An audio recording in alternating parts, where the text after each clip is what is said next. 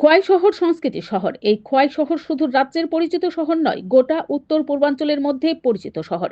কিন্তু গত প্রায় এক দশক ধরে সংস্কৃতি শহরের তকমা অবৈধ নেশার কবলে অনেকটাই ম্লান হওয়ার উপক্রম। হারিয়ে যেতে বসেছে খোয়াই শহরের সুনাম ও সংস্কৃতির তকমা। যদিও পুলিশ চেষ্টা চালিয়ে যাচ্ছিল অবৈধ নেশার বারবারন্ত রোধ করতে, প্রকৃত অর্থে সঠিকভাবে লাগাম টানা সম্ভব হচ্ছিল না। খোয়াই শহর এবং শহরতলির অভিভাবক মণ্ডলী দুশ্চিন্তায় দিন যাপন করছিল।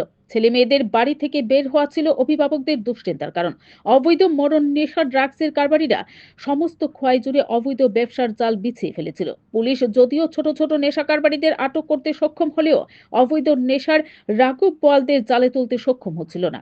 ঠিক তখনই প্রায় 6 মাস আগে খোয়াই জেলা পুলিশ সুপারের দায়িত্ব নিয়ে আসেন রানাদিত্য দাস। ওনার দপ্তরের পক্ষ থেকে গোটা খোয়াই জুড়ে সাদা পোশাক পরিহিত কিছু পুলিশ কর্মী রাখা হয়েছিল। এই সাদা পোশাক পরিহিত পুলিশ গত 6 মাস ধরে খোয়াই শহর এবং শহরতলি এলাকাতে অবৈধ নেশা কারবারি থেকে শুরু করে অবৈধ নেশা সেবনকারীদের শনাক্ত করে আইনের আওতায় আনা সম্ভব হয়েছে, যার ফলে চুনোপুটি থেকে শুরু করে রাঘব বোয়ালরা পুলিশের জালে। এই গোটা বিষয়টি নিয়ে খোয়াইয়ের বুদ্ধিজীবী মহল অনেকটাই উৎফুল্লিত।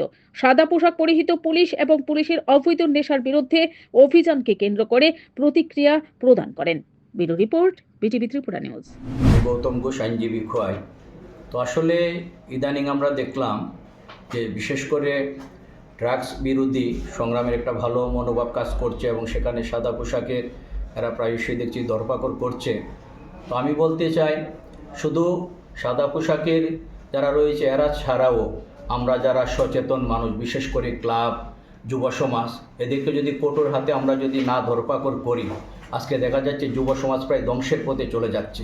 এবং বিশেষ করে এই যে প্রতিদিন অ্যাক্সিডেন্টগুলো হচ্ছে, সেখানেও দেখা যাচ্ছে যে কোনো না কোনো নেশায় আসক্ত এই যুব সমাজগুলো আজকে অল্প বয়সে মা বাবাকে কাঁদিয়ে পুরা পৃথিবী থেকে চলে যাচ্ছে।